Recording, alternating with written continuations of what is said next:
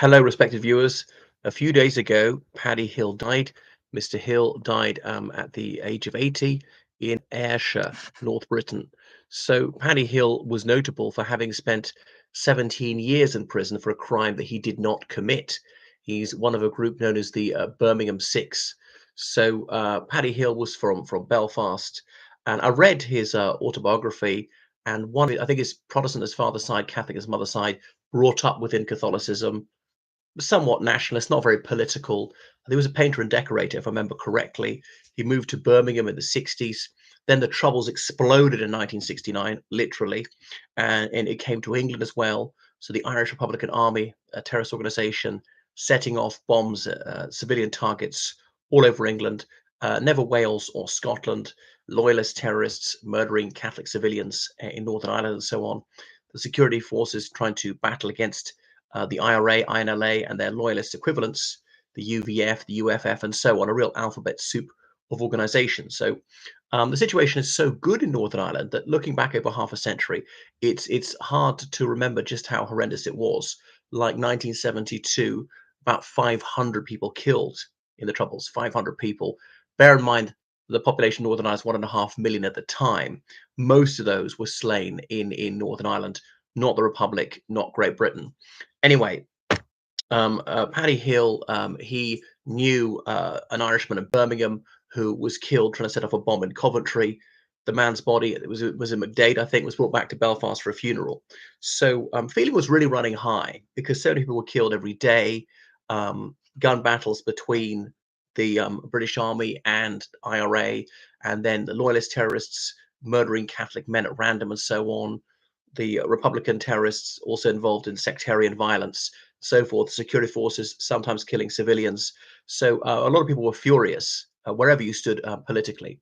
But anyway, Paddy Hill and his friends made the fateful decision to go to Belfast for McDade's funeral. I don't know if they approved of what he tried to do, set off a bomb in Coventry. It possibly be okay, even though we're against that. Nevertheless, there was a good side to him, a bit like the Prince Andrew argument with regarding Jeffrey Epstein. Yes, he committed a crime, was punished for it, but there was still a good side to his personality. Recognize that. So just after those bombs went off in November 1974, he's traveling back to Belfast when they're stopped by the police. And they agreed to go to the police station voluntarily. That ought to have counted in their favour, but they chose not to disclose to the police their reason for revisiting Belfast.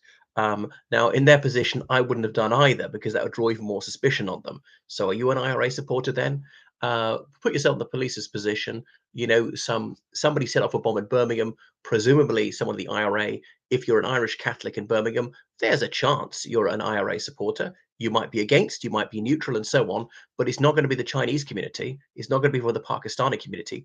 Now, obviously, we shouldn't be mistreated for being Irish Catholics, nationalists or not. Now, Paddy Hill, seen to have a nationalist outlook, would like Northern Ireland to leave the United Kingdom to be absorbed into the Republic of Ireland, which is completely legitimate. Obviously, you're allowed to campaign for that. That's totally lawful. But anyway, so then interrogated by the police decided it was them, and various forensic tests done at their hand. I think it's the Grice test, and Frank Scouse was the expert behind it. And Paddy Hill's one of those whose hands tested positive for handling explosives. Several others tested negative. But apparently, the chemicals that could be explosives could also be from playing cards. Now, Mr. Hill and his friends, they said they were beaten up by the police. He had a gun shoved in his mouth, and so on. And some years later, the police officers or prison officers were charged with beating them up, but all found not guilty. Anyway, he was in court, and they clearly had bruises on their faces. So were they beaten up by the police and or prison officers, or did they fight amongst themselves? There was the argument this was self-inflicted to create an alibi, that we only made these confessions because we were tortured, or was it other prisoners attacked them? Anyway, it's not proven, but one slice of Occam's razor, say, is more likely. The most credible explanation is that the police hit them because anecdotally, the police sometimes did this if someone was suspected of a serious crime. Until the 1980s, the police in the United Kingdom doing this. And the Police and Criminal Evidence Act came in 1984, put a stop to that sort of thing. I'm not saying every police officer did this, or indeed most of them did it, but there is considerable evidence that it happened. It was not uncommon if someone was suspected of a major crime. Well, now that would have been against the law at the time because there's laws against assault and battery and so forth. Anyway, they subsequently retracted their confessions, but then nevertheless they're found guilty, given 21 life sentences. Remember, the death penalty had only been stopped in 1917. There was a clamour to reintroduce it. So Mr. Hill, he was then, well, we now realise, calumniated by the tabloid press. But of course, people believe they were guilty. Remember watching that documentary, Who Bombed Birmingham, in about 1990, and someone saying, well, I know it seems terrible what the police doing this. So the police believe that these guys set off a bomb and killed 21 people, wounded dozens more. On the other hand, Mr. Hill says the police said, we've had orders from the top. We know you didn't do it, but we've got to get results. And that's a problem with demagogic politicians promising the public that they will convict people, and you can't guarantee you'll catch people. Another absolute low-life scumbag on this issue is Tony Blair, after the Omagh bomb, vowing that the murderers would be apprehended, and they're never been caught. So you can't be sure they will be caught. They you might never find out who they are. You might more or less know who they are, but not be able to prove it. They might die before a trial. So no, you just can't do that. And then the police sometimes have their arm twisted by politicians to fabricate evidence where it doesn't exist. And obviously, the police got to be strong enough to stand up to that. Anyway, so there was campaigning. Chris Mullin, a Labour MP, morally courageously stood up for them. And of course, then he was blackguarded saying, ooh, you're pro-IRA, you're taking the side of terrorists against innocent people. And the various appeals, there's the Criminal Cases Review Commission, Douglas Hurd was the Home Secretary, allowed to go to the next stage. And so there was some political element in it in those days. It's been taken out now. They lost a couple of appeals. McElkenny against, was it Chief Constable of the West Midlands? And they had their fourth appeal, if I'm correct, because usually allowed only two appeals, one on the basis of the law, one on the basis of the facts. Anyway, their convictions were unsafe. Scouse said this was 99% certain they've been handling explosives. There was another scientific expert who said, no, it's doubtful. And the court tended to believe what Mr. Scouse said. There was going to be a legal action against him. Sir James Goldsmith, the business maven, took his side, was going to fund Scouse's defense. Anyway, the convictions were ruled unsafe in 1991, and they're all set free. They all call for peace.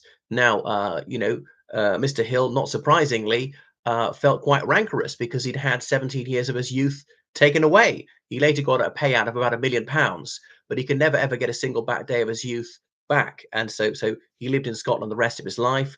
Of the Birmingham six, I believe two of them have subsequently died of natural causes. One came from Derry, the others came from Belfast. That's it. And he's part of this miscarriage of justice organization. But it's got to remind us of the dangers of being stampeded into watering down the presumption of innocence. And I see various demagogic movements at the moment, various scumbag politicians, particularly the feminazis, saying, take away the presumption of innocence in rape. We've already reversed the burden of proof. It's got to be on the accused to somehow prove his innocence. How could you prove a negative that he established consent and blah, blah, blah? And we know this will definitely lead to wrongful convictions. We know there was the Birmingham 6, there's the Maguire 4, the Guildford 4, and there's the Maguire 7.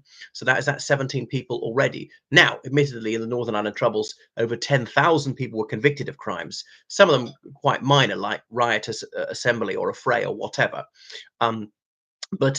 So 17 wrongful convictions. I don't know of any more. There might be some more, but that's still well under 1%. That's more like 0.17%. I was rather the wrongful conviction rate was 0.0%. But the only way to be absolutely certain that nobody will ever be wrongfully convicted is to acquit everyone, no matter how absolutely irrefragable the evidence, even if he or she pleads guilty. So if there's going to be a system of justice with workability, then people are going to be convicted when there's still a penumbral doubt. And inevitably, in every country, there are innocent people in prison who've been found guilty of crimes that they did not commit. And some people say, well, that's a price to be paid, unfortunately. But what if it was you? What if it's you the one who got the life sentence for a crime you didn't commit? Would you agree to it then and say, okay, I'll accept that I'm that rogue result, I'm that unfortunate datum, but it's worth it, me, an innocent person serving time, may even being executed, because it keeps crime down generally.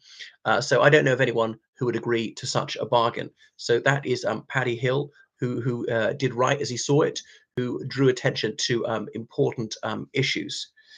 Goodness. So that's it. So attempts to reduce the presumption of innocence to weight trials even towards the prosecution than they already are wrong. There was also prosecutorial misconduct in this case. There was the concealment of evidence because of its utility to the defense.